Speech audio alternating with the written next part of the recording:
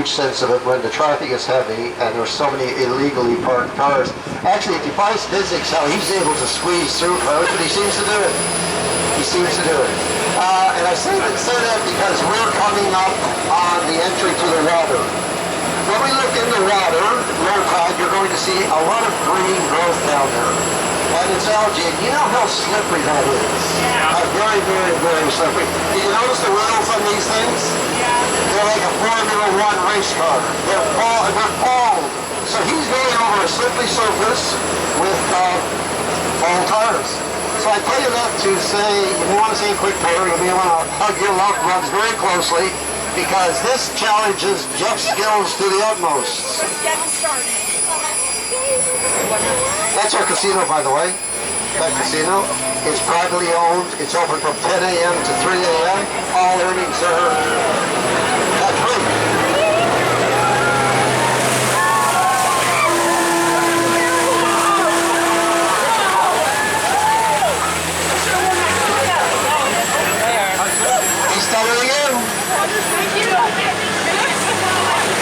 You got wet? You really got wet.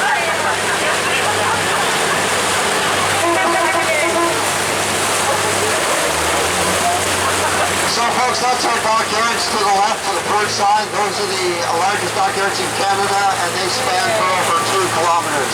You see how our casino is on stilts in the water? So I'll tell you a little bit about our history. In 1749, a gentleman by the name of Edward Cornwallis came over with some 2,500 bricks. And it was really, really important that they be here because the French had already established here what was become this very province, Louisbourg up in Cape Breton. If you know anything about the British and the French, always at odds, generally at war, so the British needed to be here. They chose well. They chose this site which they called Halifax. Not because of the namesake in England. There is a Halifax in England. It's a small industrial town. Not pretty like us, not touristy like us. The name Halifax comes from the financier of that expedition, a gentleman by the name of Halifax. That's 1749. Our history far predates that.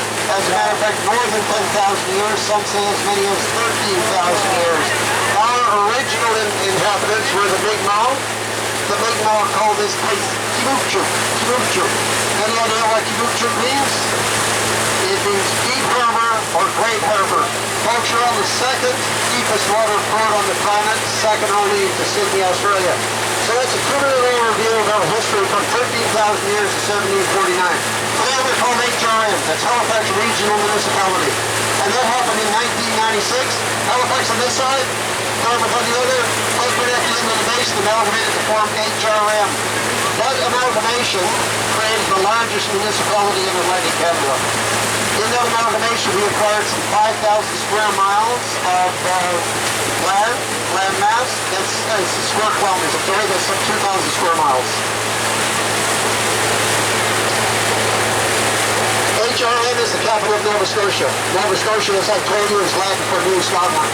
We are Canada's ocean playground. If you've read our license plate, you see that. We are almost an island. Not entirely true because we're connected to New Brunswick and Tacoma Marsh.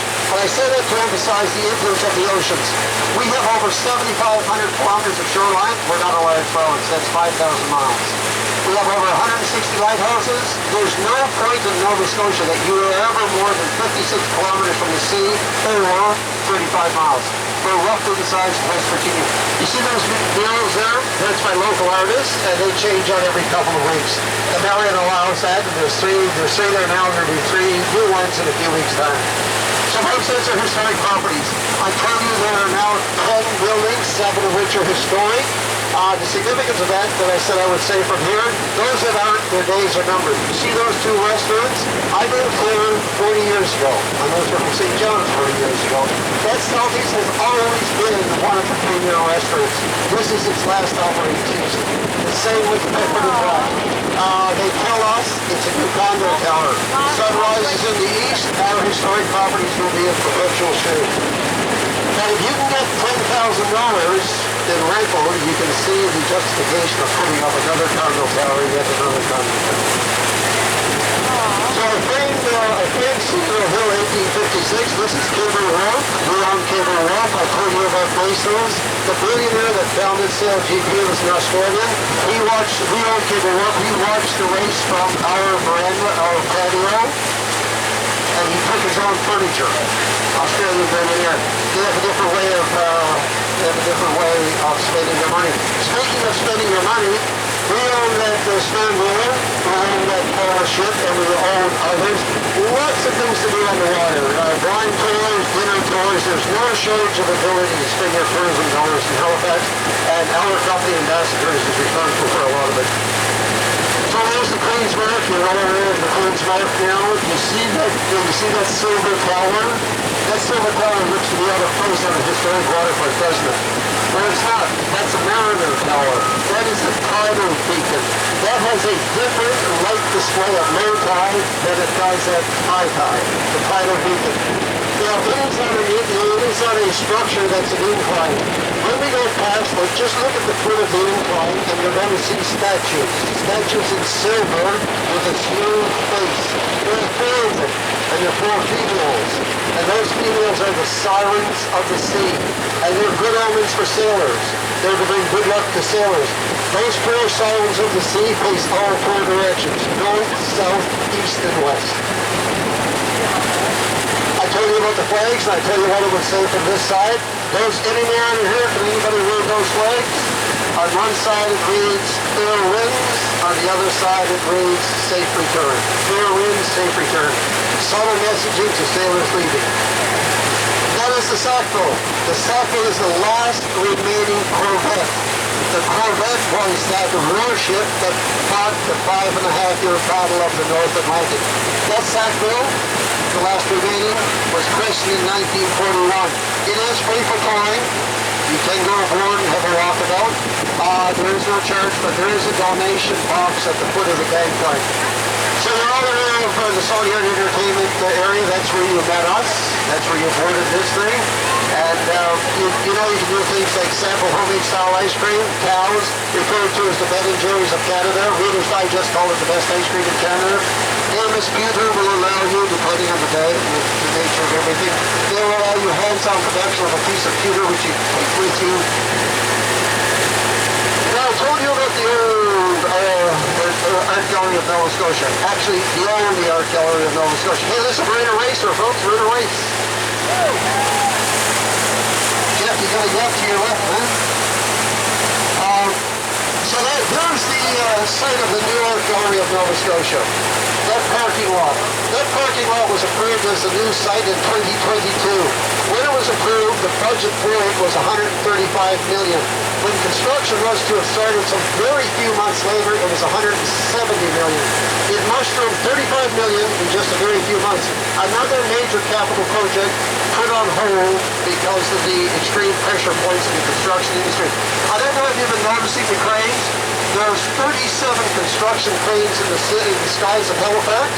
All are for residential, condos and apartments. Nothing for commercial. In fact, some of our commercial buildings are being retrofitted to be tiny little cubby holes with no balconies and large rentals. This building coming up, we're taking a tour here of this building coming up, is the newest addition. That's the Canard Residences. Only a few floors opened last month, late June. I'm sorry, the month before now. So maybe more floors have opened, but if you want to live in that building, you're paying as much as $7,000 a month. You see that island? You see the island out there? That is George's Island. It is now to our left side. We're going to take a turn. George's Island was originally Fort Charlotte. It was a fort to defend Halifax by sea, like the Citadel was a fort to defend Halifax by land. So, it's now a Parks Canada site. There is a ferry service out there. You can go out, you can walk the old fort, the underground tunnels. I'm claustrophobic, I can navigate them easily enough. There are also interactive displays. You can touch a panel and you can hear stories about different experiences on that island. On the far side of the island, there are a series of cannons. They look like eyes. It's called Queen Charlotte's Eyes. Queen Charlotte was the Queen of England, the wife of King George III. So, after it was a fort, it became a prison. wasn't for the French. When the English became a dominant force here, they wanted the French to create allegiance to the crown. Of course they refused. The French were the Acadians. So they were expelled. Some spent many years there.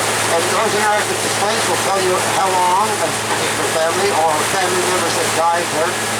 Anyway, they were expelled back to France. France didn't want them. They were sent back to North America. Not to here. Any idea where? Louisiana. Louisiana, yes, Louisiana. So our Acadians with the southern drawl became Cajuns. Acadians, Cajuns. So all that tradition of Cajun cooking